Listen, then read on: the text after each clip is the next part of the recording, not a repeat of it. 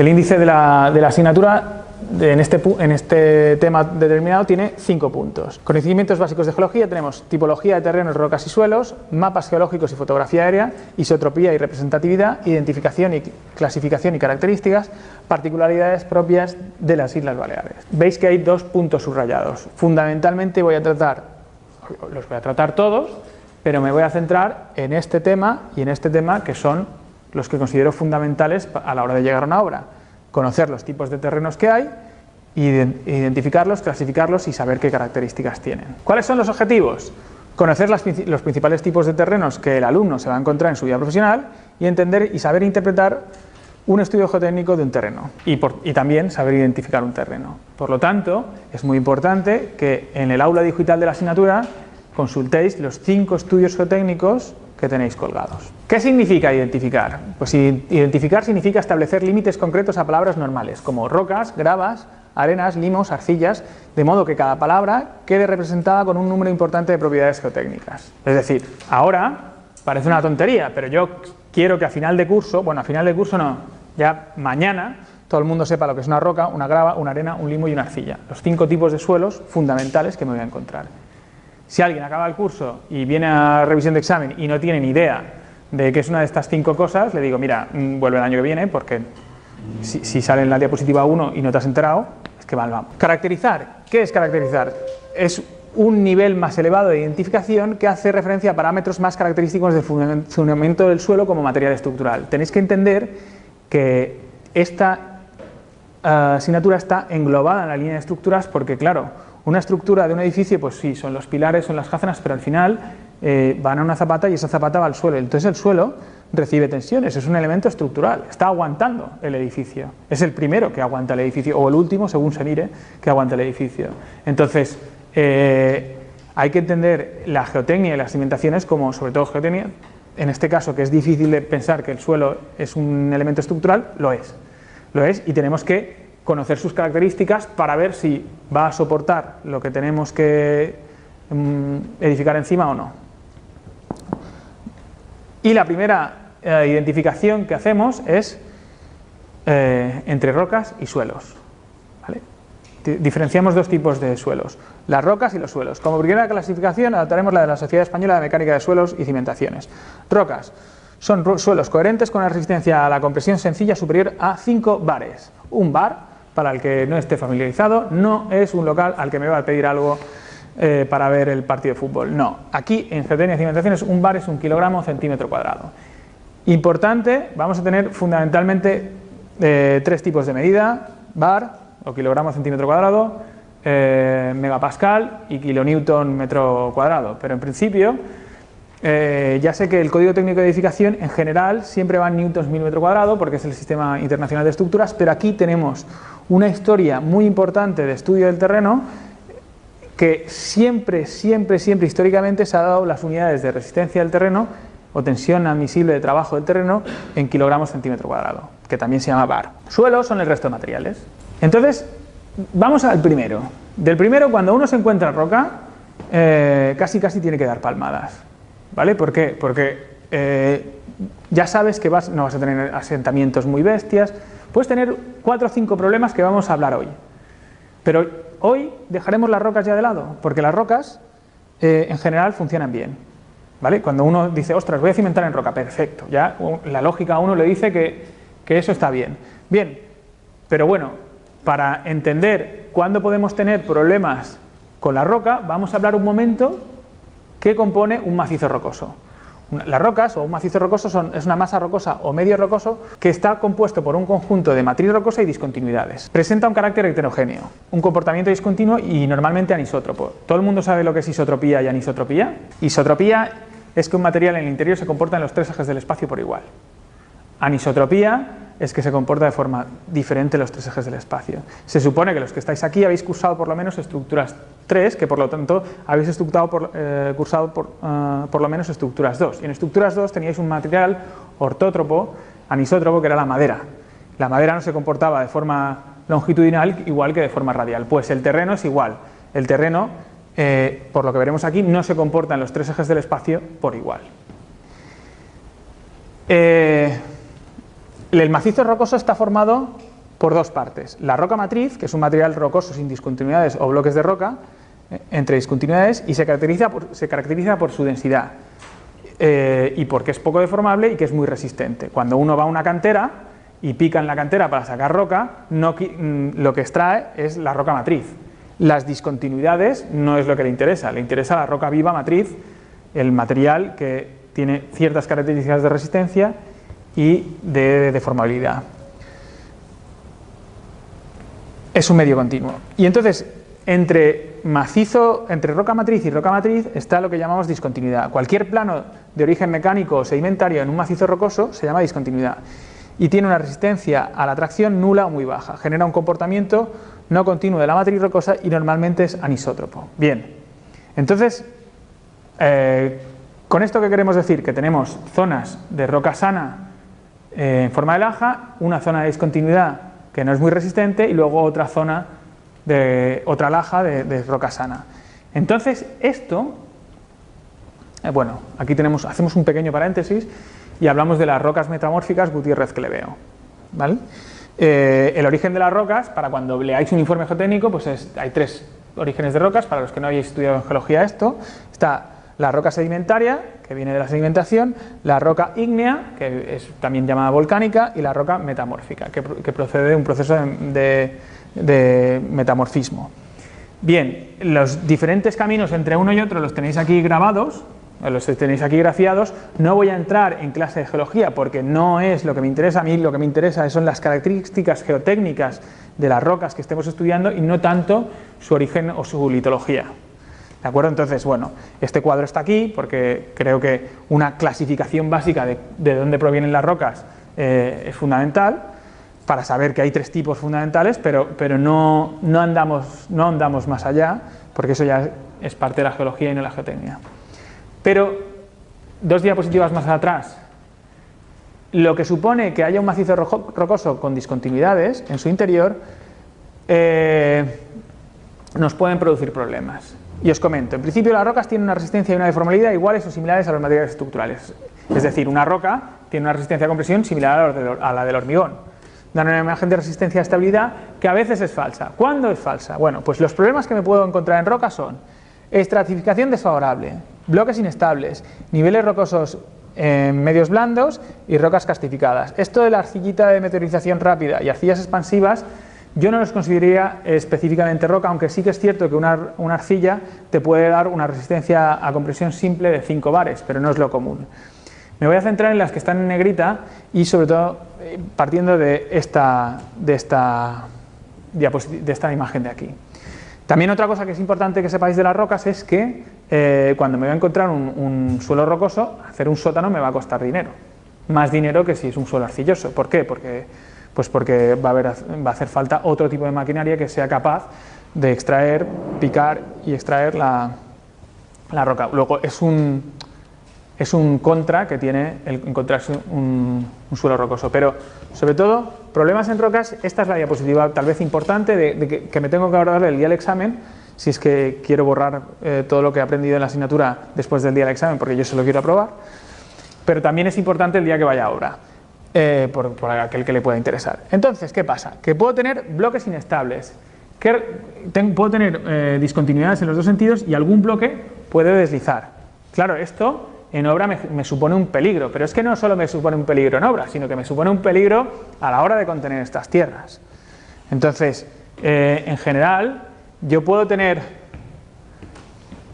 el buzamiento en este sentido, o lo puedo tener en este sentido, pero es que si lo tengo en este sentido y mi pendiente va en este sentido, puede ser que me deslice un bloque o puede ser que tenga problemas de contenciones, ¿vale? Este es un posible problema que se resuelve. ¿Cómo se resuelve? Pues nada, tienes el informe geotécnico, haces la excavación, porque el informe geotécnico te dice, bueno, tienes roca, lo único que te puede pasar es esto. Entonces llamas el día que has hecho la excavación, le dices al geólogo, el informe geotécnico, oiga, por favor venga a ver si voy a tener problemas de bloques inestables o de algo del estilo que una zona de discontinuidad me pueda hacer que me arrepienta de haber cogido esta obra. ¿De acuerdo?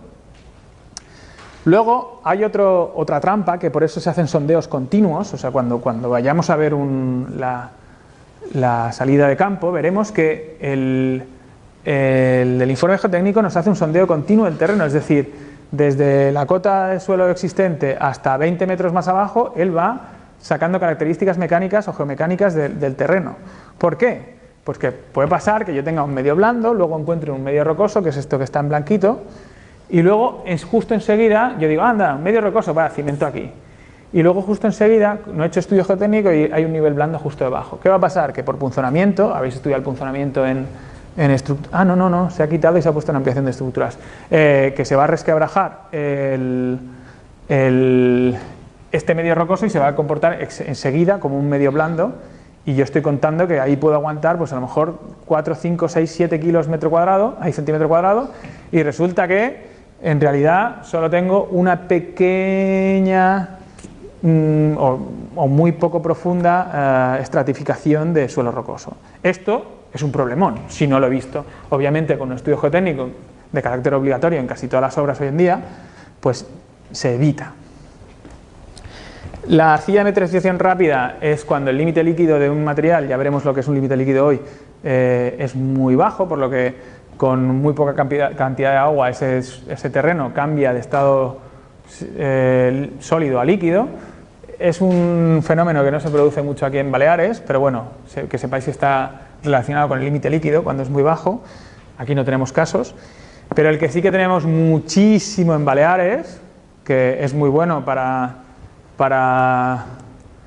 según qué cuevas y según qué reclamos turísticos, porque hay estalactitas y estalagmitas, es el modelado kárstico.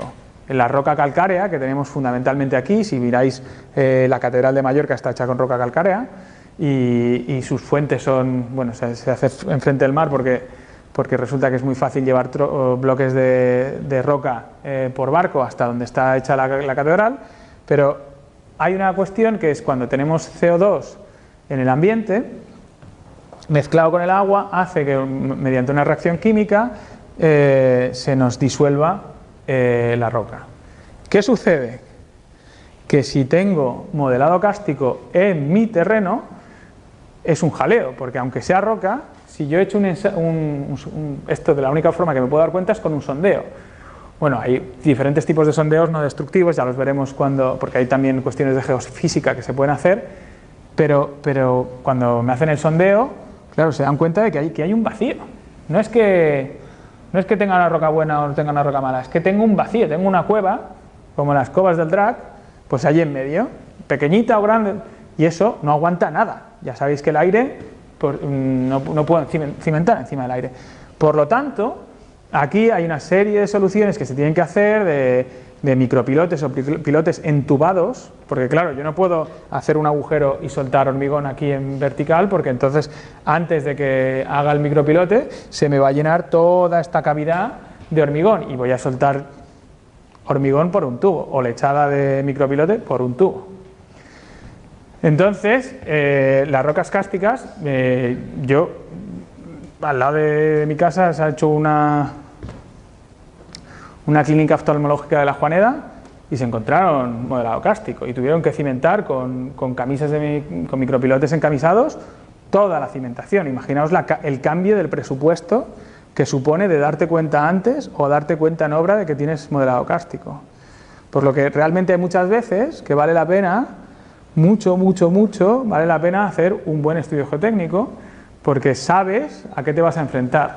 Hasta el punto que te puede pasar que digas, uy, este solar no lo quiero yo, lo vendo, compro otro más o menos igual, porque claro, en cimentación ahí se fue una parte del presupuesto que no estaba ni prevista. ¿De acuerdo? Bien, ¿qué es un estudio geotécnico y qué pasa? Pues bueno, pues fundamentalmente lo que hacen son sondeos. Nos meten una corona que va perforando y lo que queda dentro de la corona lo va extrayendo. Entonces así es muy fácil identificar el terreno porque me estoy llevando una muestra. Hay veces que la muestra es inalterada porque claro, yo una roca puedo perforar alrededor y sacar un trozo de roca perfectamente inalterado o un trozo o arcilla, si tiene cierta cohesión, un suelo arcilloso, saco una muestra perfectamente inalterada. Si es una arena o una grava, os podéis imaginar que por mucho que en la playa, si queréis sacar una muestra inalterada en la playa de la arena que tenéis en la playa es imposible, porque vosotros, aunque cojáis un tubo, luego cuando lo saquéis y lo pongáis encima del laboratorio, de la mesa del laboratorio, aquello se va a desparramar. Entonces, bueno, hay que hacer diferentes ensayos para clasificar de alguna manera según qué tipos de terrenos como arenas y gravas, pero lo que sí que es cierto es que el corte del terreno nos va dando información. Nos van dando información y nos la van clasificando según unos nombres que estudiaremos ahora.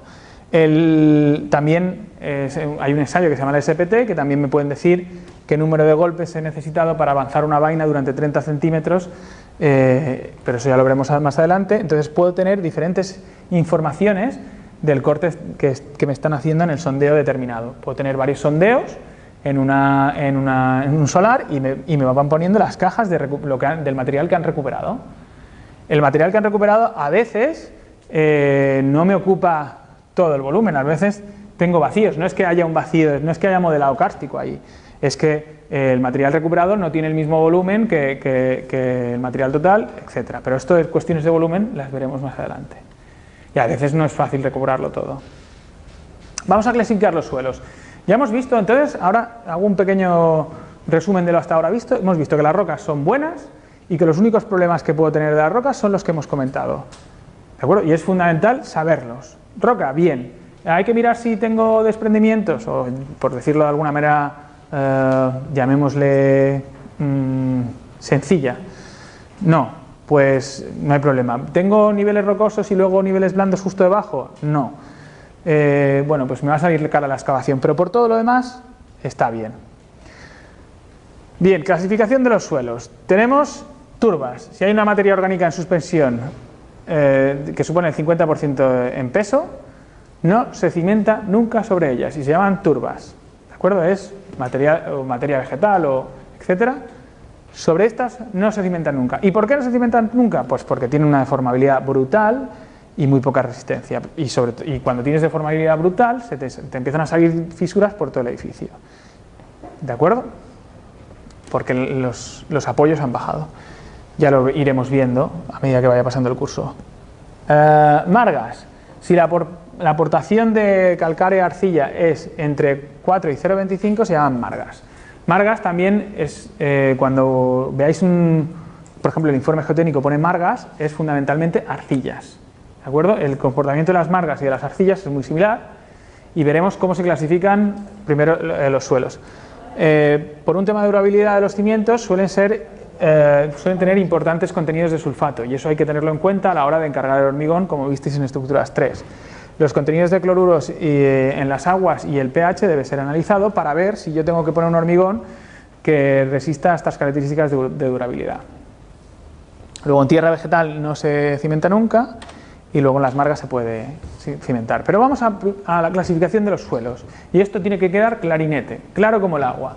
Todo el mundo tiene que saber que hay 4 tipos de suelos y las rocas. Y los 4 tipos fundamentales de suelos son arcillas, limos, arenas, gravas. Arcillas, limos, arenas y gravas. ¿Y cómo se clasifican? Por granulometría.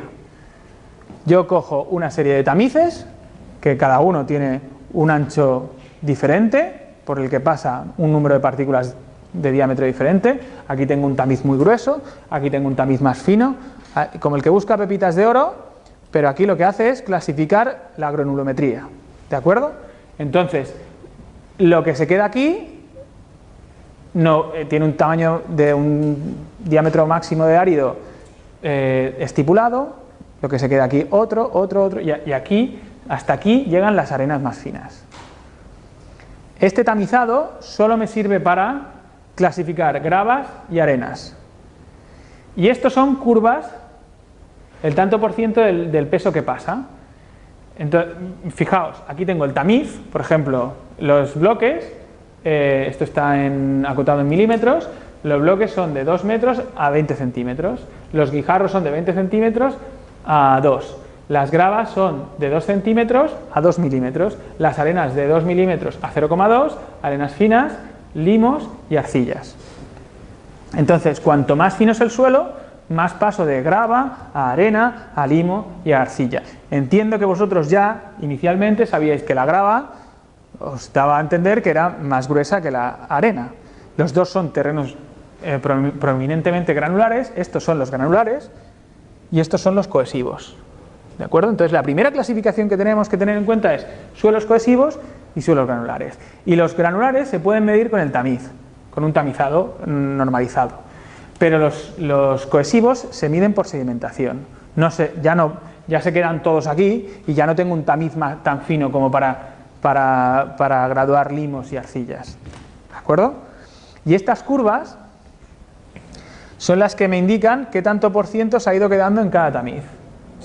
Obviamente, si tengo que todo se ha quedado en el primer tamiz, todo se ha quedado aquí, esto es una grava gruesa. Si todo pasase hasta el segundo tamiz, es una grava media. Pero no tengo un terreno que se quede todo en un tamiz o otro, tengo curvas granulométricas. Estas curvas granulométricas también se utilizan para el hormigón, ya sea en la clasificación de Volomei o hay diferentes tipos. Pero esta curva granulométrica que dice, bueno, que tiene este tanto por ciento muy pequeño de arena gruesa y casi todo está en gravas, pues a esto se le llama grava. ¿Me he explicado a qué se refiere cada una de estas curvas granulométricas y la nomenclatura que se lleva cada una de ellas? Este análisis granulométrico es la identificación de Attenberg que se fue planteada en 1905. Bien. La cosa se complica porque si tengo un poco de arcilla, un poco de arena y un poco de limo, ¿cómo lo llamo? Bueno, pues hay gente que se entretuvo en decir, bueno, pues si tiene este tanto por ciento, si tiene un 40% de arcilla, un 30% de limo y un 30% de arena, pues es una arcilla limosa. ¿Vale? Juegas a barcos, H alfa 3, tocado y hundido, ¿vale? Pero juegas con 3 dimensiones. Esto se llama el triángulo de Ferret. Y luego también hay clasificaciones en donde se plantea la dureza del grano. Hay granos duros que provienen del cuarzo y hay otros que los de rocas calcáreas, la que tenemos principalmente aquí en Mallorca, pues que son mucho menos duros y que su dureza, es decir, en esta gráfica que me representa el módulo de compresión confinada con respecto a la compresión en kilos, pues es mucho menor. Pero bueno, geotécnicamente esto no es tan importante, pero sí que el nombrar las cosas, cuando yo leo en un geotécnico, pues esto es una arcilla arenosa, pues tengo que saber dónde ir a buscar qué porras es una arcilla arenosa y me voy a este triángulo. En general también hay otra clasificación basada en los límites de Attenberg. Los límites de Attenberg son fundamentalmente dos, que son el límite plástico y el límite líquido. De los terrenos podemos definir diferentes estados. Estado sólido, lo tengo que explicar, semisólido, plástico y líquido. El estado plástico es el que se queda entre los dos límites, que voy a definir ahora. El ensayo de los cilindros del terreno y el de la cuchara de Casagrande. El de la cuchara de Casagrande lo tenéis en este vídeo que está linkado aquí. No lo voy a poner aquí porque es una cuestión que vais a ver en casa, pero el límite de líquido se alcanza cuando se cierra la rendija normalizada en un suelo manipulado que se llama la cuchara de Casagrande. La cuchara de Casagrande es un elemento que se le pone un suelo fundamentalmente cohesivo, porque estos límites, para empezar, tened en cuenta que se utilizan para los suelos cohesivos. Los suelos granulares no tienen este tipo de límites o no se les mide. No es que no los tengan, es que no los mides. Y bueno, pues la cuchara tú pones un trozo del terreno ya tratado y vas midiendo la humedad que necesitas para que se te abra una rendija dándole golpes a una cuchara, lo veréis en el ensayo. El límite plástico no quiero decir que sea rupestre, pero es muy experimental este límite. El límite plástico se alcanza cuando se empiezan a deshacer cilindros de unos 3 milímetros de diámetro realizados por la mano del técnico de laboratorio sobre una mesa de laboratorio.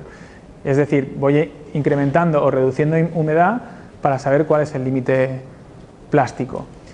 ¿Qué supone el límite plástico y el límite líquido? Bueno, pues lo que más me importa no es que sepáis, obviamente es importante que sepáis cómo es el ensayo, por eso tenéis el vídeo de uno y la descripción del otro, pero lo que más me importa es cómo se interpreta. El límite líquido, si es muy bajo, bueno, lo voy a leer. Estos límites se interpretan de la siguiente manera. Cuando el suelo tiene unos límites altos, esto quiere decir que es capaz de contener una gran cantidad de agua sin cambiar de estado. Un suelo cohesivo que es capaz de contener gran cantidad de agua sin cambiar de estado significa que cuando yo voy a ese terreno y cimiento encima, y ese terreno tiene mucha agua embebida, claro, ¿qué va a pasar? Que yo cimiento encima. Normalmente los suelos cohesivos son muy impermeables, es decir, tardan mucho en sacar el agua porque el grano es muy pequeño y el agua para circular por los intersticios del terreno pues tarda mucho. Entonces, pero es igual, yo voy apretando el terreno porque le he puesto una cimentación de varias toneladas encima. Cuando digo varias toneladas pueden ser 100, 200, 300 toneladas encima de un terreno. Ese terreno lo que voy intentando es ir sacando el agua, pero la va a sacar tan poco a poco y es capaz de contener tanta agua que al cabo de 3-4 años voy a tener que una cimentación ha tenido lo que llamo un asentamiento diferido en el tiempo. Entonces los índices de plasticidad altos significan que tengo terrenos que tienen asentamientos diferenciales a 3-4 años ciertamente considerables. ¿Me explico? En un terreno granular esto no se mide, porque el terreno granular, gravas y arenas, cuando hay agua dentro, ¡pum!, yo meto la cimentación encima y el asentamiento es prácticamente directo. Tanta carga, tanto asentamiento. En los cohesivos no, en los cohesivos puede ser que yo ponga la cimentación, se asiente inicialmente, pero luego con el tiempo se vaya asentando más. Entonces una de las cosas que se hace cuando ves fisuras por asentamiento en un edificio es preguntarte, ¿ya tiene 4 o 5 años el edificio? Sí. Bueno, pues entonces ya se acaba en teoría el asentamiento diferencial, o el asentamiento producido por índices de plasticidad alto en el terreno, por suelos cohesivos que son capaces de tener mucha agua y que por tanto tardan mucho en sacar ese agua porque realmente los suelos cohesivos de arenas y limos son muy impermeables. ¿Ha quedado claro? Es por eso que es importante venir a clase, porque claro, todo este rollo no se puede poner en un parrafito pequeño, aunque lo pone. Cuando el suelo tiene unos límites altos, esto quiere decir que es capaz de contener una gran cantidad de agua sin cambiar de estado. Estos suelos, al eliminar esta agua por presión, serán muy deformables. Unos límites bajos, en cambio, implican rápidos cambios de estado con pequeñas modificaciones de contenido de agua. Claro, un límite líquido muy bajo, muy bajo, son las arcillas esas que hemos visto de meteorización rápida que hemos hablado antes. Un límite tan bajo que con muy poca agua eso se licue, es lo que podríamos decir que es fatal para una cimentación. Ahí no puedes cimentar, tienes que cimentar más abajo buscando otro estrato o otro tipo de cimentación. Esto en cuanto a suelos cohesivos, repito, suelos granulares, arenas y gravas, todo esto no, porque en principio se comportan de otra manera.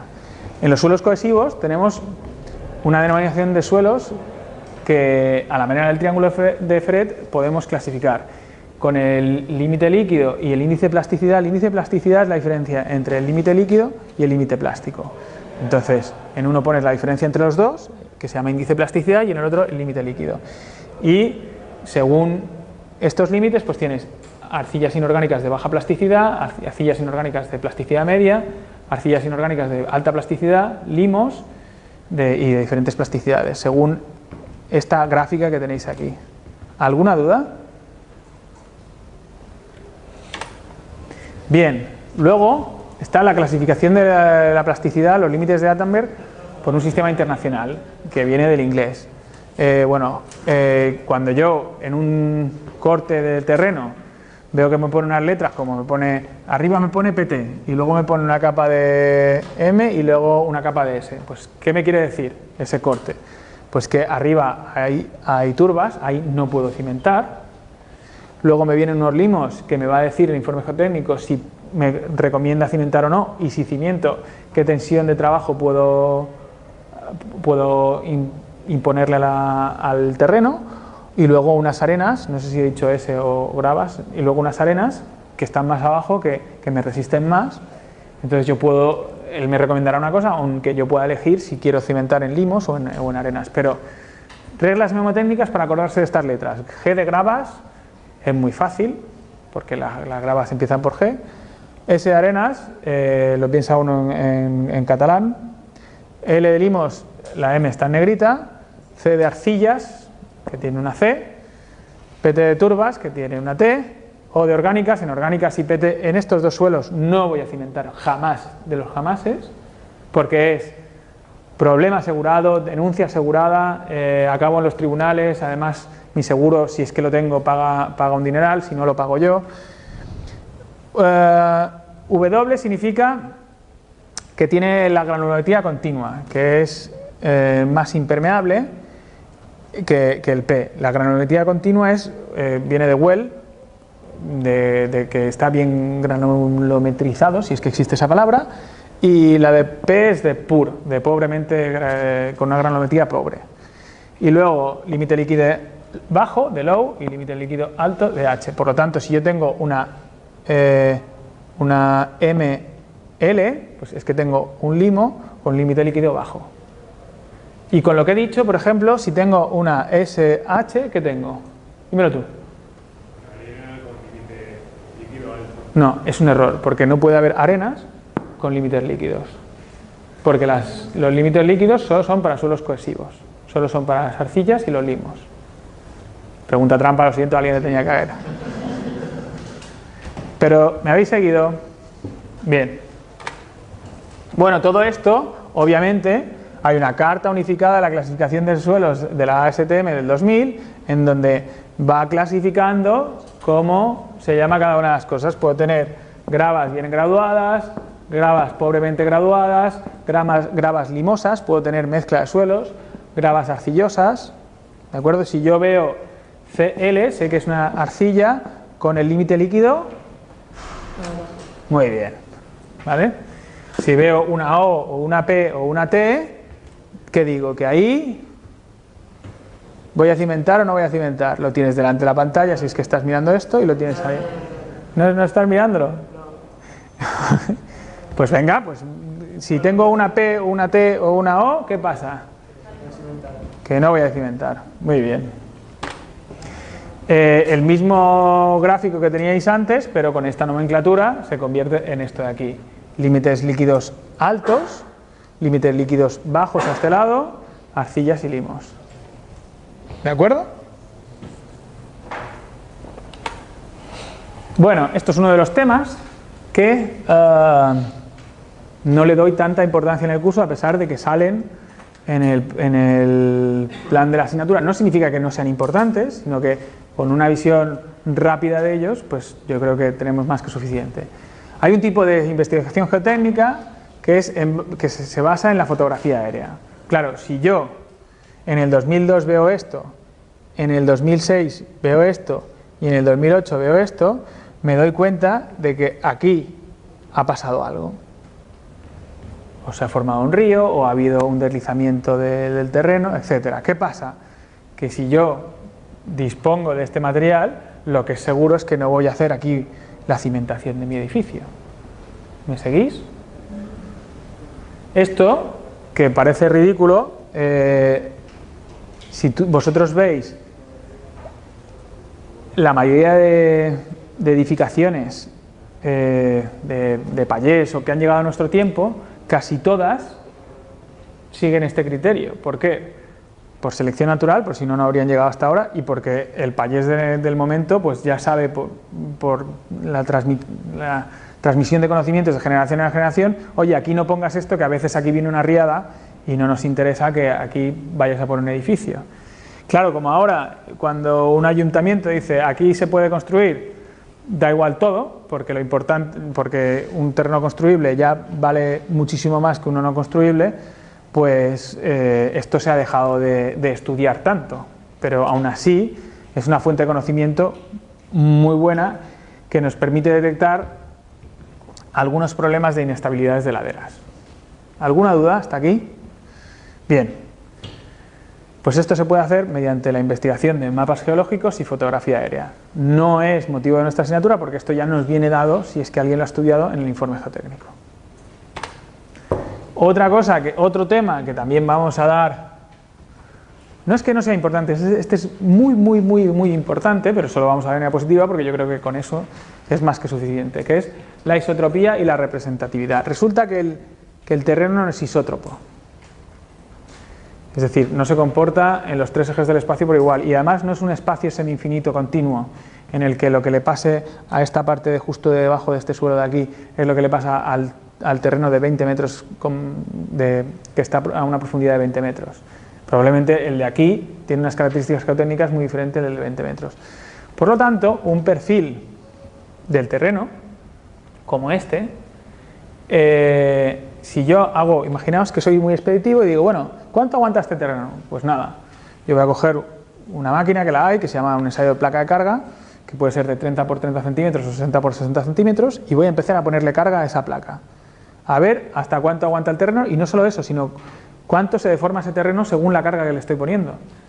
Si voy a tener unos asentamientos muy grandes o muy pequeños, claro, eso está muy bien, pero resulta que si hago un estudio más o menos adecuado, me doy cuenta que la zona a la que estoy transmitiendo tensiones, que se llama el bulbo de tensiones, ya entraremos más en ello, es aproximadamente pues, 1,5 veces la profundidad de la zapata. Es decir, si yo estoy apretando en 30 por 30, llegaré a aplicar tensiones o tensiones de relativa importancia a un estrato que esté a 45 centímetros de donde estoy aplicando las tensiones.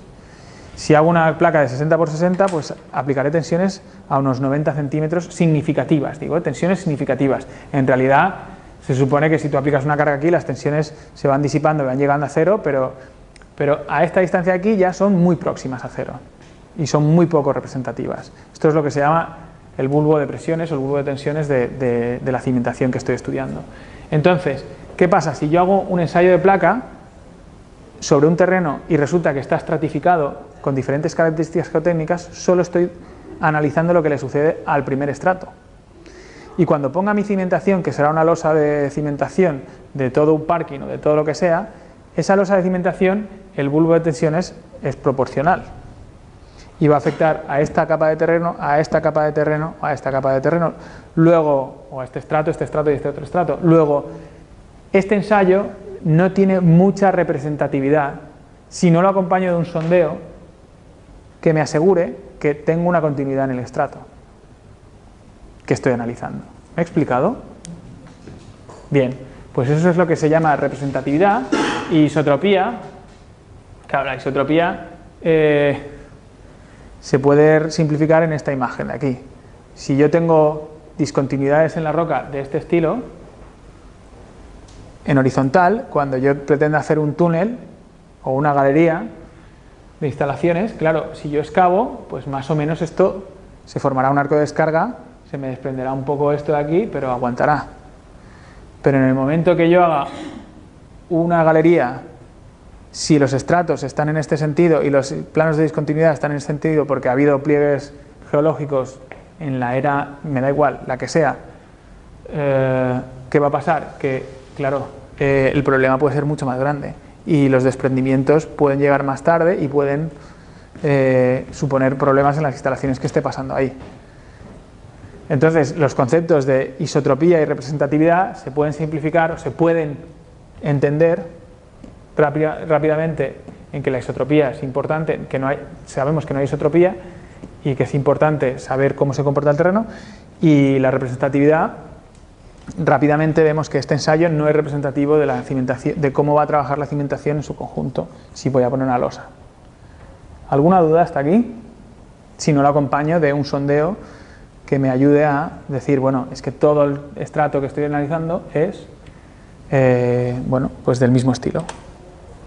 Bien, las características fundamentales del terreno pues son densidad, la cohesión, el ángulo de rozamiento interno, la tensión admisible, el nivel freático que tiene, el módulo de balasto, la permeabilidad y la expansividad. Y empezamos con la densidad. Claro, la densidad en el terreno tiene muchos aspectos.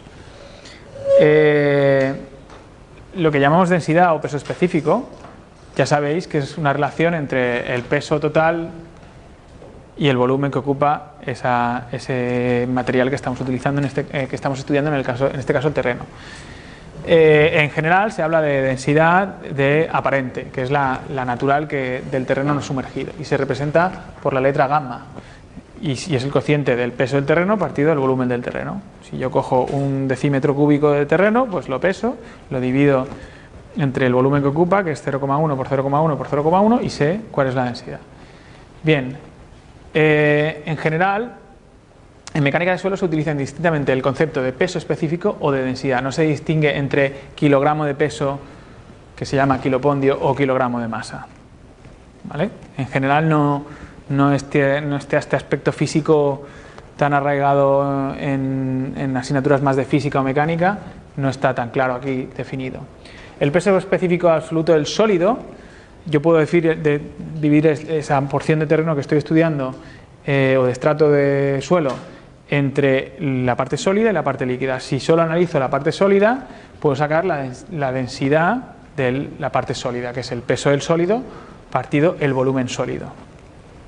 En suelos arcillosos esto es de 2,5 a 2,9 toneladas, sin tener en cuenta el líquido o el aire que hay dentro. Y en suelos arenosos es de 2,5 a 2,65 toneladas metro cúbico. Pero estamos hablando no de la densidad natural, con todo incluido, sino solo de la parte sólida, gamma sub S. El peso específico seco o densidad seca se llama gamma sub D y es el peso del sólido partido del volumen total. ¿De acuerdo? Ahí le he quitado, bueno, el gamma sub D equivale al peso de las partículas minerales secas desprovistas de agua intersticial. Esta muestra se ha metido en un horno a 110 grados, se le ha quitado toda la humedad posible y se compara con la relación del volumen total de la muestra del suelo. En arenas va de 1,4 a 1,8 toneladas metro cúbico y en arcillas de 0,8 a 2 toneladas metro cúbico. También podemos medir la humedad natural del terreno, que es el contenido de agua de un suelo o humedad natural, W, y es la relación de pesos o porcentaje de agua respecto al suelo seco, es decir, el peso del agua de una muestra partido el peso del sólido de esa muestra. Ese cociente puede tener valores entre el 600% o más en casos de suelos tipo piedra pómez o suelos orgánicos procedentes de lagunas, y valores tipo serían en arenas del 20 al 30%, en arcillas del 20 al 60% y en turbas o suelo orgánico, que ya sabemos que no hay que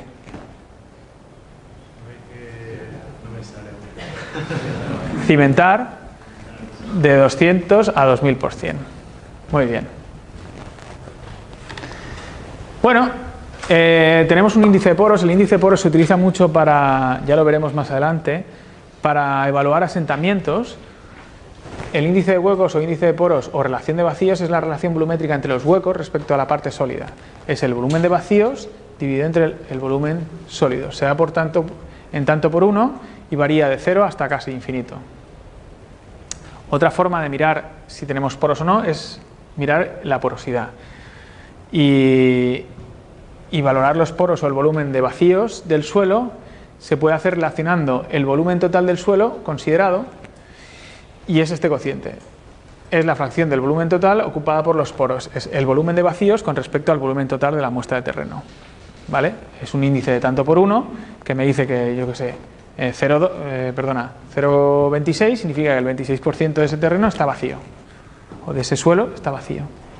Aquí tenéis valores típicos del suelo para arenas, limos, arcillas blandas y turbas, con el índice de poros máximo y el índice de poros mínimo, con la porosidad máxima o la porosidad mínima. Índice de poros y porosidad, a pesar de que se refieren al mismo aspecto, no se miden exactamente igual. Bien, estas densidades son muy importantes para cuando evalúo cuánto pesa el terreno. ¿Y cuándo quiero saber cuánto pesa el terreno? Pues lo quiero saber cuando, por ejemplo, tengo una vivienda o un edificio que lo voy a poner en una ladera y yo quiero pues hacer un muro de contención. Este es el antiguo terreno natural y aquí va a ir mi edificación. Claro, este muro de contención va a tener un empuje. Ese empuje va a depender, entre otras cosas, de cuánto pesa este terreno de aquí. ¿De acuerdo? Entonces, saber la densidad del terreno es fundamental y saber cómo se llama cada una de las densidades del terreno es necesario para que yo pueda o sepa dimensionar, como haré en el capítulo 6 o en el tema 6 de este curso, saber dimensionar un muro de contención. Es fundamental saber qué densidades, porque las densidades son lo que van a dar las cargas que suponen ese terreno, entre otras cosas. Densidad húmeda es la densidad natural o aparente, con la humedad natural que tiene en ese momento. Suele valer alrededor de 2 toneladas metro cúbico. Es muy curioso que os diga suele valer. Claro, suele valer no sirve para nada, pero eso creéis ahora. Hay veces, muchas veces, que viene un cliente y te dice, bueno, tengo un muro de contención de 3 metros de altura, ¿me puedes mirar qué armado le tengo que poner? Es 3 metros de altura y bueno, ¿y qué terreno es? Bueno, un terreno normal. Normal. ¿Sabéis qué es un terreno normal? Pues no lo sabéis. Entonces, ¿qué hacéis? La primera pedrada es con un terreno de 20 kilonewtons metro cúbico o 2 toneladas metro cúbico, porque ya sabemos a estas alturas que 10 kilonewtons, aproximando la gravedad de 9,8 metros segundo cuadrado a 10 metros segundo cuadrado, 10 kilonewtons es igual a 1 tonelada. ¿De acuerdo?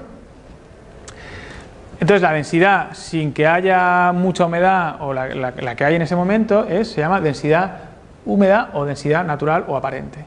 Luego está la densidad saturada. ¿Qué es la densidad saturada? Es el peso específico aparente o natural del suelo saturado, es decir, cuando ya no puede contener más agua. El peso del agua que contiene, PW, es máximo, es decir, se supone que todos los poros ocupados con el agua, todos los poros que tiene ese terreno están ocupados por el agua. Bien, entonces la densidad saturada es el peso de los sólidos más el peso del agua partido del volumen total, es decir, la densidad de los sólidos por 1 menos n, que es, como hemos visto antes, n es la porosidad, que es el tanto por ciento de vacío que tenemos ahí, más n multiplicado por la densidad del agua, que se supone que es 1 tonelada metro cúbico o bueno, siempre suele dar en esta, o 10 kilonewtons metro cúbico.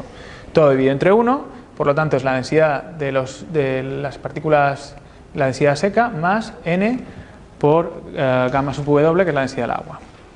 Y esta densidad es importante por si quiero plantearme, como mucho, a cuánto va a llegar la densidad de ese terreno antes de saturar. Y luego hay otra cosa que se llama la densidad sumergida. ¿Para qué me interesa la densidad sumergida? Pues me interesa por si mi nivel freático, que estudiaremos más adelante qué es, está a esta altura, todo esto está sumergido. ¿Qué significa que está sumergido? Que pesa lo que es, pesa exactamente lo mismo que la densidad saturada menos el empuje de Arquímedes, porque resulta que todo esto tiene agua y ya sabéis que cuando os metéis dentro del agua os da la sensación de que pesáis menos. ¿Por qué os da la sensación de que pesáis menos? Porque el volumen de agua que desalojáis, ese peso, tenéis un empuje igual al peso del volumen de agua que desalojáis, y aquí pasa igual. Cuando tenéis el suelo no saturado, sino totalmente sumergido, ese volumen de agua que desaloja, pues claro, supone una densidad sumergida y es menor que la saturada, porque tienes el empuje de Arquímedes. Si lo veis, este valor siempre es menor que este valor de aquí. ¿Cuándo sucede esto también? Cuando yo quiero hacer un sótano. Imaginaos que este es el terreno, este es el forjado superior y mi nivel freático está por aquí. ¿Qué sucede? Que todo este volumen de agua yo lo estoy desalojando. Y una de las primeras cosas que tengo que preocuparme es de que esto no flote, de que toda esta estructura no flote, porque como flote se me va a ir para arriba. Y no solo eso, sino que además tengo que asegurarme de que aquí tengo todo este empuje que es igual al peso del volumen de agua desalojada que acabo de marcar, que empuja hacia arriba.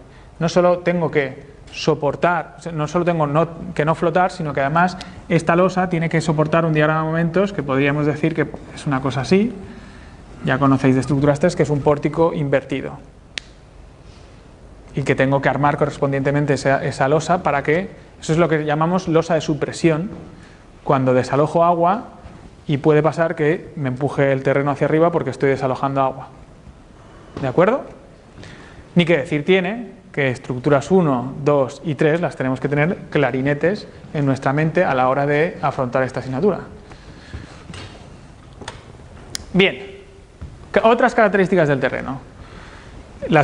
Otras características del terreno son cohesión y ángulo de rozamiento interno, y estas son las que nos van a decir cómo trabaja el suelo. En estructuras, en general, hablaremos de resistencia características a compresión y atracción. Si nosotros cogemos un pórtico, nos interesa saber que las vigas funcionan bien a flexión, es decir, que arriba funcionan bien a compresión y abajo a tracción, aparte de los cortantes, y que los pilares funcionan bien a compresión, porque si no esa estructura no va a funcionar. Pues en el terreno, esto es el equivalente, la cohesión y el ángulo de rozamiento es el equivalente a decir, bueno, las características fundamentales del terreno son qué ángulo de rozamiento tiene y qué cohesión tiene, porque es lo que equilibra su comportamiento. Si yo evalúo, bueno, el suelo se equilibra cortante mediante las resistencias de tensiones tangenciales, que se pueden soportar mediante la cohesión, que es una resistencia intrínseca frente a este esfuerzo, la tienen el acero, el hormigón, las arcillas y los limos, suelos cohesivos, ya nos hemos quedado que son luego suelos cohesivos, y el rozamiento, como una resistencia al cortante que depende de que exista o no un esfuerzo normal aplicado. Si os acordáis, yo lo recibí en séptimo de GB, vosotros a lo mejor algunos en séptimo de GB, otros en la ESO, me da igual. Hay un típico problema de un plano inclinado, donde pongo un elemento aquí, bueno, también lo habéis visto en la práctica de mecánica el año pasado en el laboratorio de física general, en donde, bueno, evaluabais, yo tengo lo que pesa esto de este elemento, lo divido en dos componentes, la paralela a la superficie y la perpendicular a la superficie, y yo sé que tengo una fuerza de rozamiento, F sub R, podemos llamar, que vale igual al coeficiente de rozamiento entre la superficie y el elemento, multiplicado por la fuerza normal, que aquí la llamamos M. ¿De acuerdo? N de normal y T de tangencial. Bueno, si esta fuerza de rozamiento es mayor que T, pues el elemento se queda quietecito. Pero si T es mayor que la fuerza de rozamiento, este elemento se desliza. Hasta aquí no he explicado nada nuevo, ¿verdad? La fuerza de rozamiento es, por tanto, un elemento que asegura el equilibrio. Bueno, pues en un talud, suponiendo que tenéis una obra que tenéis que hacer una excavación, imaginaos que analizáis esta posible superficie de rotura. Tenéis un peso, un posible deslizamiento en este sentido, en donde se queda esta superficie de falla, de rotura, y claro, en el fondo yo aquí tengo una presión o una tensión perpendicular a la superficie de rotura y por lo tanto tengo un rozamiento. Si mi resistencia, que la puedo llamar la fuerza de rozamiento, que es mu por la normal, es mayor que lo que solicita a este desprendimiento, pues seguirá sin caerse. Sin embargo, si la resistencia es menor que lo solicitado, pues se caerá. Este problema, a pesar de cuestiones geométricas, y este problema son análogos. El terreno no solo tiene por qué resistir gracias a la cohesión intrínseca del material, porque resulta que yo puedo poner un material, por poner un ejemplo, si yo cojo una baraja de cartas y la aprieto lo suficiente, la aprieto lo suficiente, por rozamiento, esa baraja de cartas es capaz de aguantarme un bote de Coca-Cola encima. Entre carta y carta hay rozamiento porque yo he apretado. Pero aparte, eso podríamos decir que es el ángulo de rozamiento. Sin embargo, si esa baraja de cartas es muy vieja y tiene mucha roña, esa baraja de cartas ya pasa a tener cohesión. Aquello que me cuesta separar una carta de la otra. No sé si lo habéis vivido, yo sí. Entonces, a eso lo podríamos llamar cohesión, que sin necesidad de apretar la baraja de cartas yo estoy aguantando. ¿De acuerdo? Entonces, el ángulo de rozamiento necesita de una tensión perpendicular al esfuerzo tangencial que estoy soportando y la cohesión no. Bueno, y esto es tan importante como, y es fundamental para un talud, pero también es fundamental para una zapata. Si os fijáis, bueno, no lo sabéis, pero os lo digo ya hoy, la curva de rotura debajo de una zapata es una curva semilogármica que hace una cosa así. Ya la estudiaremos más adelante cuando estudiemos a Terzaghi. Y esta curva es la curva de falla, es decir, yo si empiezo a cargar una zapata, o se punzonará contra el terreno o deslizará toda esta cuña de terreno y saldrá la zapata por los aires, porque esta superficie de rotura ha fallado. Bueno, no saldrá por los aires, sino que fallará y esto se asentará mucho, pero bueno, para el caso, para lo que nos interesa, es más que suficiente. Entonces, fijaos que es el mismo problema que el anterior y que cuanto más profunda, si yo comparo esta zapata con esta zapata y ambas tienen el mismo peso, ¿cuál de las dos va a soportar más? Pues va a soportar más esta segunda zapata de aquí. ¿Por qué? Porque esta curva va a ser más grande y sobre todo estas columnas de terreno que se apoyan aquí y que me dan una tensión normal a la superficie de rotura van a generar más rozamiento. Pero es exageradísimo el hecho de profundizar el plano de contacto entre el terreno y la cimentación, cuánto aguanta además esto que esto de aquí. También hay que tener en cuenta que para el estudio de taludes muchas veces la superficie de rotura coincide con la de circulación del agua. Entonces el que haya circulación del agua modifica un poco este problema y además no solo lo modifica sino que lo fomenta. O sea que ojo con todo eso. ¿Se ha entendido que esta zapata a igualdad de características y igualdad de terreno aguanta más que esta por el simple hecho de empotrarla más en el terreno? Porque la superficie de fractura va a movilizar más fuerza de rozamiento porque tiene más peso encima. Las columnas V' tiene más peso que la columna V doble. Bien.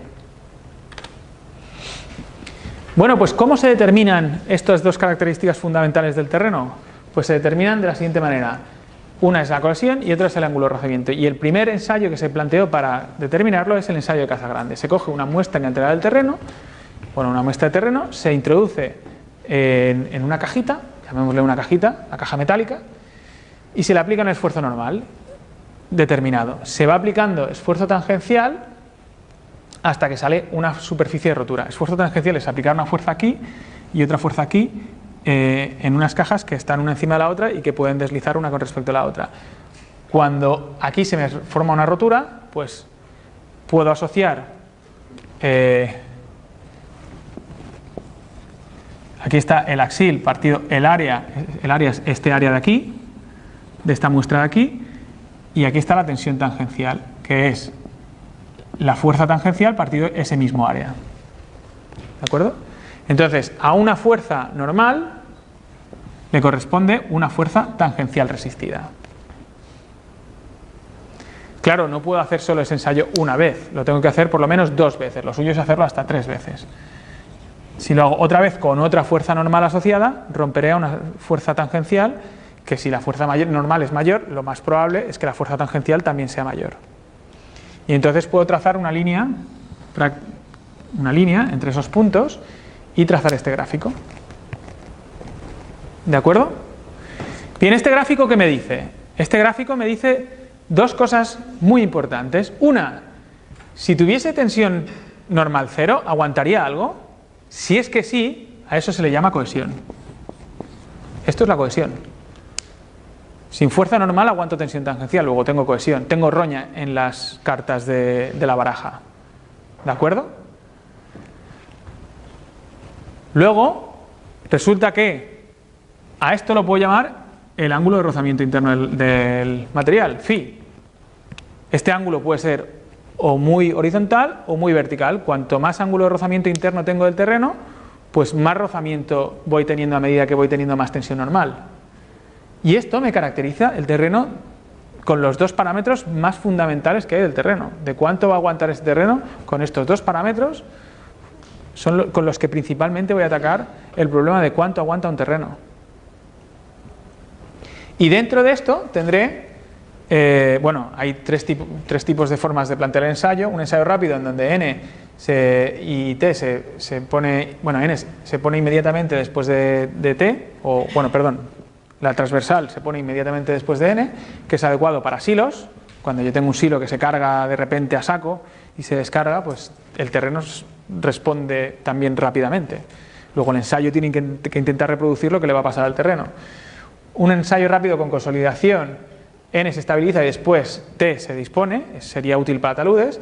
Y luego un ensayo lento con consolidación se aplican N y T escalonadamente. Esto es adecuado para la edificación, porque yo voy disponiendo cargas axiles y voy solicitando el terreno a medida que voy poniendo plantas de estructura, por ejemplo. ¿Me explico? Y voy acabando la edificación.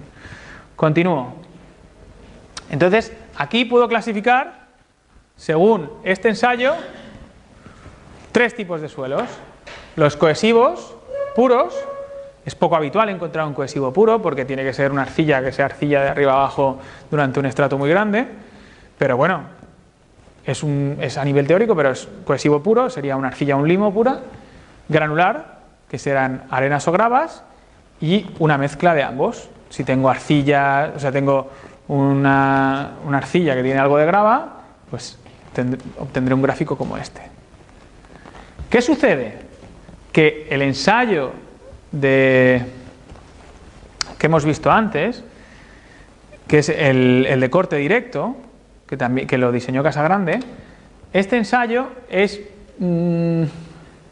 difícil de ejecutar porque la fisura no es algo que te salga de repente y te rompa todo, sino que te empieza a salir fisura, luego las tensiones tangenciales que se te producen en medio de la caja no son tan fáciles de determinar, no es un ensayo que digas, pam, rompe de golpe y sé que todas esas tensiones tangenciales están soportando eso. Es un ensayo con fisuración progresiva, luego no es siempre lo preciso que nos gustaría. Mediante el círculo de Moore se puede hacer otro ensayo más preciso.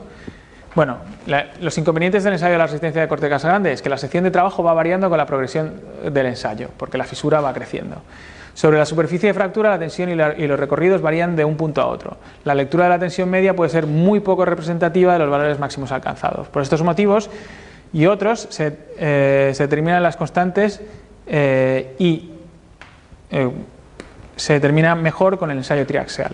Al final lo que quiere decir esto es que hay otro ensayo que te permite sacar también la cohesión y el ángulo de rozamiento mediante círculos de Moore y mediante muestras cilíndricas confinadas, en las que yo aplico una tensión de confinamiento que llamo sigma sub 1 y la tensión vertical que llamo sigma sub 3.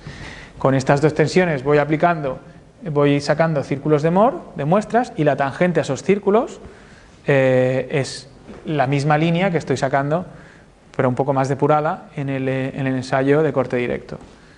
¿Vale? El triaxial, al final, T sub 1 me va a sacar una T sub 3, otra muestra con una T sub 1 diferente me va a sacar otra T sub 3, voy trazando estos semicírculos de aquí y la tangente a esos semicírculos es precisamente esta gráfica que os estoy comentando. Y que tiene las mismas características, me da el ángulo de rozamiento y la cohesión, que al final es lo que me va a servir a mí para determinar el terreno. Aquí tenéis un poco cómo se sacan las gráficas, cuál es la superficie de fractura de la relación entre el ángulo de rozamiento y la superficie de fractura de la probeta, y las relaciones del círculo de Moore, que no voy a ahondar mucho porque requeriría varias clases para explicar el círculo de Moore. Bien, por otra parte, tenemos las hipótesis de Rankine para evaluar el empuje del terreno. Evaluó qué empujes puede tener el terreno en un análisis en la rotura en la que se consideran todos los puntos del suelo están en una misma situación de rotura. Por tanto, el suelo estaría cruzado por una malla de posibles líneas de fractura de ángulo y pendiente conocido. Bien, está la hipótesis de Rankine para evaluar el empuje del terreno. Rankine lo que comentó es que normalmente las superficies de fractura, ahora lo veremos en el tema siguiente, si el talud tiende a desplazarse en este sentido, la superficie de fractura forma un ángulo aproximadamente de 45 menos phi medios, donde phi es el ángulo de rozamiento interno del terreno. Ya hemos hablado de cómo se saca el ángulo de rozamiento interno del terreno, lo sacamos en base al ensayo de corte directo o el ensayo triaxial, y aquí, antes de entrar en evaluar cuánto va a ser el empuje, lo que os voy a recordar es el típico ejemplo de un sólido encima de una superficie que queremos ver si se desplaza o no se desplaza. Cuando tratamos de desplazarlo en este sentido, lo que nos sucede es que tenemos una reacción normal al suelo o a la superficie, que llamamos N, y una fuerza de rozamiento siempre opuesta a el deslizamiento. La suma de las dos es la reacción total. Este vector, que voy a marcar aquí en negritas, si pudiese ser, este vector es la suma de los dos. Y este vector tiene una desviación con la normal que suele ser lo que llamamos el ángulo de rozamiento. ¿De acuerdo? Por lo que FR, normalmente, hasta ahora siempre habíais visto que era el coeficiente de rozamiento multiplicado por la componente normal, es decir, la fuerza normal a la superficie. Como bien sabéis, esto será la tangente de este ángulo, porque la tangente es la relación entre este vector y este vector de aquí.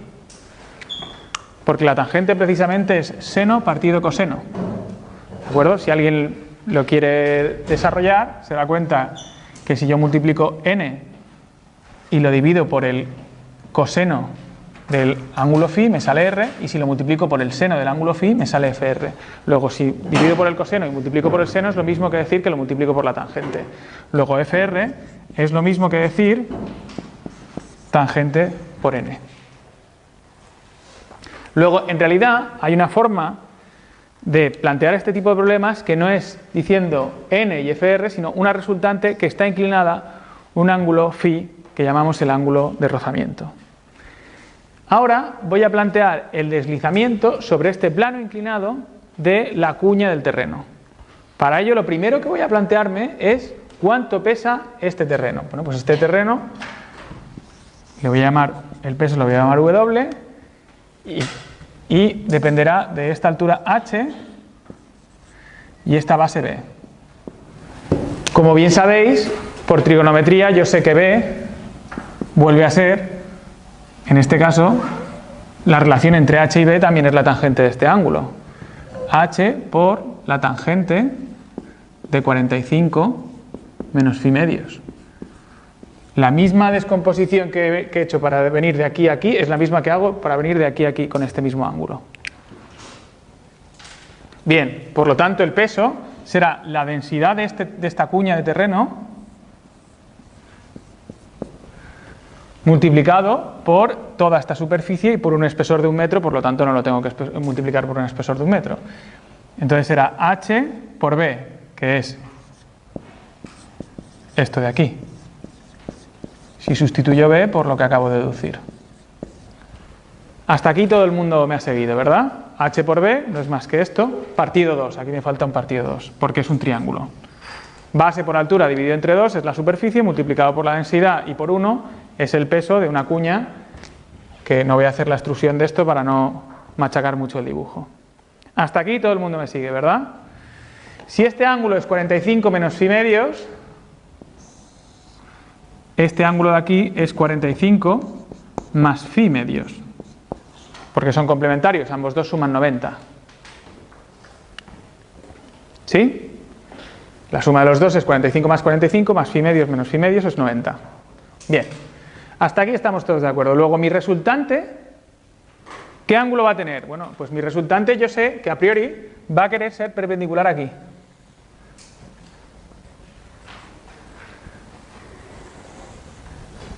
¿Sí? Pero en realidad, aparte de esa perpendicularidad, se va a desviar un ángulo que va a ser φ, porque la resultante va a ser la suma de la componente normal más la fuerza de rozamiento. ¿Os acordáis? Solo girad este dibujo, bueno, hacer la simetría y girarlo y veréis que es lo que os estoy comentando. ¿Dudas hasta aquí? Bien. Si yo analizo cuál es este ángulo de aquí,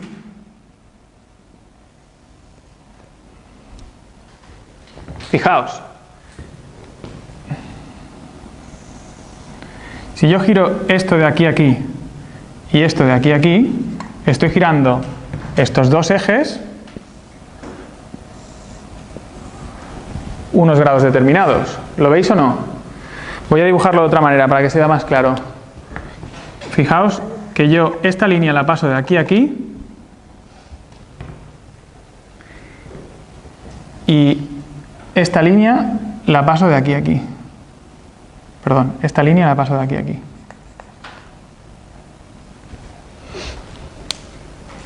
¿Cuánto ha girado esto? 45 más phi medios. ¿Cuánto tiene que girar esto para que siga siendo perpendicular? 45 más phi medios. Fijaos que esta inicialmente es perpendicular a esta, la vertical es perpendicular a la horizontal. Si yo la horizontal la giro 45 más phi medios, la vertical la tendré que girar 45 más phi medios para que sigan siendo perpendiculares, para que este cuadradito aquí que me marca la perpendicularidad siga siendo. Luego, lo que acabo de decir es que este ángulo es 45 más phi medios. Ahora solo me queda, por último, saber cuánto es este ángulo.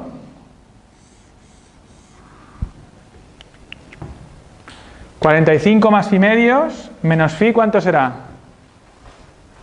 ¿Quién me lo dice? ¿Manos? 45 menos phi medios.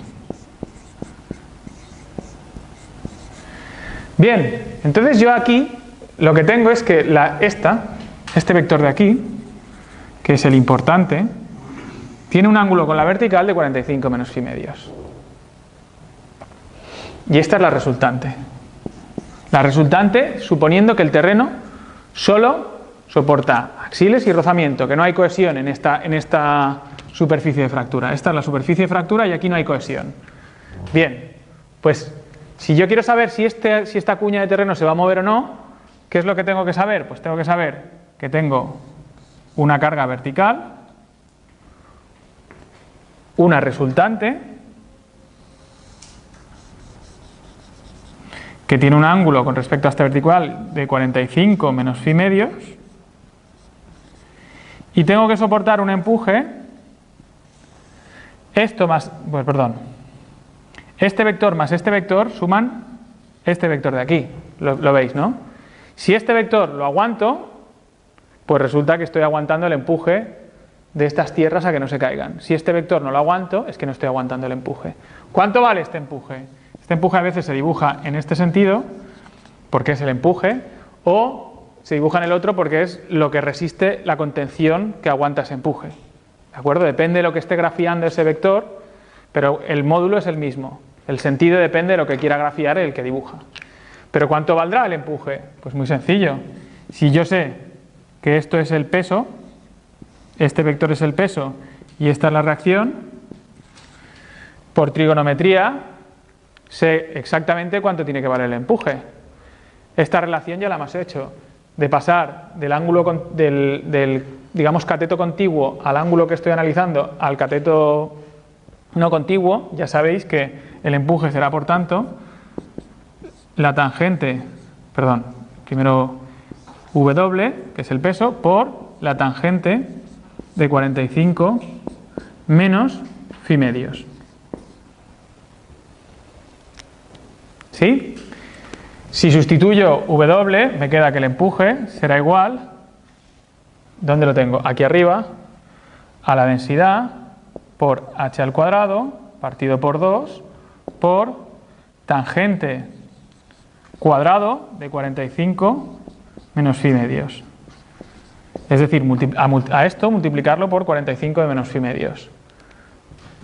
Poner un cuadrado en la tangente de 45 menos phi medios. ¿Me habéis seguido? Entonces, con esto, solo con el equilibrio de esta cuña sobre este plano inclinado, en base al rozamiento, sé qué empuje tiene unas tierras. Si no tengo en cuenta la cohesión. Claro, esto que parece ridículo es básico para calcular cualquier muro de contención. Esto que ha sido relativamente rápido de explicar, este empuje de aquí, que lo tenéis grafiado con la misma formulación que tenéis ahí, es lo que nos permitirá calcular si un talud de corte vertical se va para adelante o según la cohesión que tenga, etcétera. Vamos a ahondar más sobre esto el día de hoy. ¿Alguna duda al respecto? Según Rankine, me plantea que hay unas tensiones principales que van en una dirección. En este caso, si esto se desplazase o se desplomase, sería en este sentido, hacia la izquierda. Eso significa que las tensiones principales van en este sentido de aquí y por lo tanto tengo este ángulo aquí. Si miro debajo de una zapata, ya os he dicho que la curva de rotura era una cosa así. Pero si lo divido en estados de Rankine, que son activos y pasivos, en esta zona de aquí, que estoy rayando en azul, la presión principal va en este sentido, y en esta zona de aquí, la presión principal va en este sentido. Y por eso las curvas de fractura giran 90 grados. Es decir, en este la curva de fractura es 45 más phi medios y en este es 45 menos phi medios.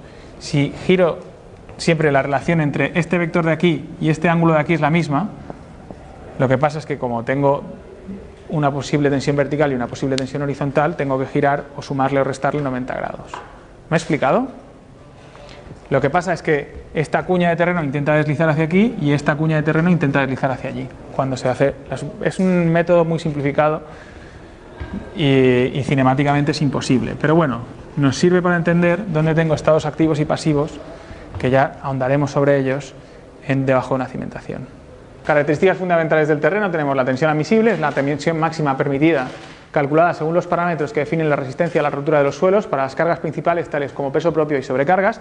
Pero no solo eso, sino que además os dije también, y esto recordadlo, que la tensión admisible del terreno se calcula en base, esto sería un estado límite último a un estado límite de servicio, que no haya asentamientos excesivos, ¿de acuerdo? Cuando me llega un informe geotécnico, la tensión admisible no es solo que el terreno no rompa, sino que el terreno no se deforme en exceso y que esa deformación genere patologías en la edificación que se dispone encima. El nivel freático corresponde al nivel superior de una capa freática o de un acuífero en general. Hoy trataremos un poquito más del nivel freático, pero bueno, a menudo en este nivel la presión del agua del acuífero es igual a la presión atmosférica. Y luego el módulo de balasto, que lo utilizaremos para calcular vigas flotantes, es una magnitud asociada a la rigidez del terreno. Su interés práctico se encuentra sobre todo en la ingeniería civil y en la edificación, ya que permite conocer el asentamiento de una edificación en el terreno, así como la distribución de esfuerzos en ciertos elementos de cimentación. Claro, el módulo de balasto me permite, en muchos casos, modelizar la interacción entre terreno y estructura. La estructura, una viga de cimentación, hago rápidamente aquí un esquema, una viga de cimentación a la que va el terreno, la podré modelizar con resortes, esta práctica la haremos, es decir, apoyos que respondan proporcionalmente a la presión que reciben. Entonces, claro, esto pasará cuando la relación terreno-estructura se ablanda y entonces las tensiones que se producirán debajo del terreno cualitativamente harán una cosa así. Bueno, en realidad así. Bien, esto nos lo permitirá calcular en función del módulo balasto, pero es que claro, el módulo balasto entonces nos dirá cuántos esfuerzos nos modificarán los esfuerzos en la viga flotante. Esta viga, si tengo un módulo balasto, tendrá una distribución de cargas, y si tengo otro módulo balasto, a lo mejor tiene una distribución de cargas más parecida a esta, uniforme. Entonces, claro, los esfuerzos no solo dependen de las cargas que lleguen al terreno, sino de la interacción entre la estructura y el terreno. Esto sucede siempre en cimentaciones flexibles, pero esto lo veremos más adelante, no os preocupéis, pero que sepáis que sirve para esto. Otras características fundamentales del terreno: la permeabilidad.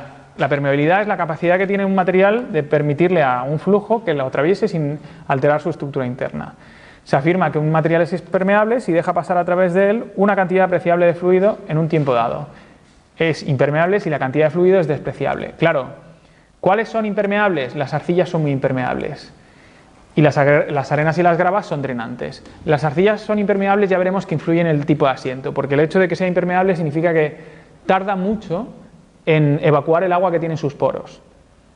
Y ese tardar mucho de evacuar el agua que tiene en sus poros supone que tarda mucho en asentar. Yo hago una edificación y si la hago sobre según qué arcillas que están con un índice de humedad alto, pues el asentamiento de esas arcillas, si tienen un índice de plasticidad alto, como os dije en la clase pasada, sucederá, en este mismo tema, sucederá que el asentamiento tardará mucho en producirse, del orden de hasta 3 y 4 años, aunque sea asintótico. Ya lo veréis en el siguiente capítulo. La expansividad es una propiedad física de los suelos que puede evaluarse en una cimentación. En las estructuras constructivas existe hinchamiento en el suelo cuando aumenta su cantidad de agua y se retraen cuando la disminuye. Las arcillas expansivas son un fenómeno que se produce en determinados tipos de arcillas y se detecta normalmente en los informes geotécnicos, pero produce gran número de patologías. ¿Y por qué produce gran número de patologías? Porque en la temporada de invierno las arcillas cogen agua y modifican su volumen, se hinchan, hablando mal y pronto, y en verano se deshinchan de agua. Entonces, ¿eso qué pasa? Que si tú a una cimentación debajo de un pilar, el terreno te crece y te crece debajo de ese pilar, ¿qué sucede? Que tienes asentamientos que te van creciendo y decreciendo, y eso te produce una cantidad brutal de patologías en las estructuras que hay encima y en los elementos constructivos que soportan esas estructuras. ¿De acuerdo? Entonces, ¿qué sucede con las arcillas expansivas? Que normalmente hasta los 3 metros de profundidad son críticas, pero si tú ya cimentas sobre una arcilla expansiva a partir de 3, 4, 5 metros, pues esa expansividad se reduce muchísimo, porque el nivel de humedad a esa profundidad del suelo varía menos. Entonces, muchas veces en arcillas expansivas te dicen, oiga usted, conviene que su cota de la parte baja de la cimentación esté a una profundidad determinada, 3, 4 metros. Entonces tú le planteas ya al promotor o te planteas si tienes que hacer un sótano o si tienes que hacer pozos de cimentación, que ya veremos la tipología que es. ¿De acuerdo? Particularidades propias de las Islas Baleares. Habla sobre la geología en las Islas Baleares. Bueno, tenéis por una parte una introducción general, la geología en Mallorca, la geología en Menorca y la geología en las Pitiusas, Ibiza y Formentera. Realmente es una cuestión de conocer la terminología que te va a utilizar el informe geotécnico cuando te hable de la geología que está tratando el informe. En general, las características geotécnicas sí que dependen de la geología, pero no es imprescindible saber qué geología tienen. Veréis que hay mucha diferencia entre los informes que firma un geólogo o los informes que firma un ingeniero. Los geólogos tienden a hacer una descripción muy detallada de este aspecto y los ingenieros tienden a hacerla más escueta. En cualquier caso, por favor, no dejéis de leer esta diapositiva, que es un punto en el tema del tema 1, que es particularidades propias de las Islas Baleares, para tener una idea general de la geología en las Baleares. Pero en principio no creo que sea un punto en el que nos tengamos que extender. Sí que es verdad que de la geología de las Islas Baleares me gustaría que os acordaseis de 2 puntos fundamentales que sí que afectan mucho a la cimentación. De uno hemos hablado, que es la karstificación, el modelado kárstico, ese proceso por el que se producen las covas del Drac o se producen las estalactitas y estalagmitas en rocas de origen calcáreo, ¿de acuerdo? Que ya os dije que puede desarrollar huecos en terrenos, etcétera. Luego ya sabéis que el aire no soporta cimentación, por lo que es un tema muy a tener en cuenta. Y la tectonización, que tenéis que saber que en general es importante saber los pliegos y alternancias de materiales de las diferentes litologías, y tenéis que saber sobre todo si los planos débiles de un macizo rocoso entre roca viva y roca viva, pues la inclinación que tienen es importante, y que sepáis que tenemos pliegues con alternancias de materiales de litologías diferentes en la Sierra de Tramuntana, y que sepáis que eso genera inestabilidad en las laderas o que te pueden caer bolos, etcétera. Por lo tanto, son las 4 cosas que os dije que podría presentar problemas cuando te encuentras un terreno rocoso para cimentar. Entonces, estos 2 fenómenos de geología sí que son importantes tenerlos en cuenta, porque cuando oigáis esas palabras, ojo, porque afecta a la cimentación. Por último, deciros que la bibliografía complementaria de este tema es de Fructuós Mañá y Rechach y de Matilde González Caballero, ambos de ediciones UPC. Y por último, deciros que según las características del terreno, esto es un ejercicio, deciros que este ejercicio está grabado en vídeo y que lo tenéis que ver en casa para venir el próximo día. Hay 2 ejercicios que tenéis que ver en casa antes de venir el próximo día, el próximo jueves, a recibir clase con el profesor Purroy. Y este es el enunciado de uno. Y se basa en un informe geotécnico de limos que tenéis colgado. Ya os dije que tenéis 5 informes geotécnicos de rocas, limos, margas o arcillas, gravas y arenas. Pues este se basa en el de limos y evalúa si un terreno, cuando haga el corte vertical en obra, se va a desplomar o no se va a desplomar, y qué coeficiente de seguridad del desplome tengo, atendiendo a su ángulo de rozamiento y a su cohesión. ¿Alguna duda?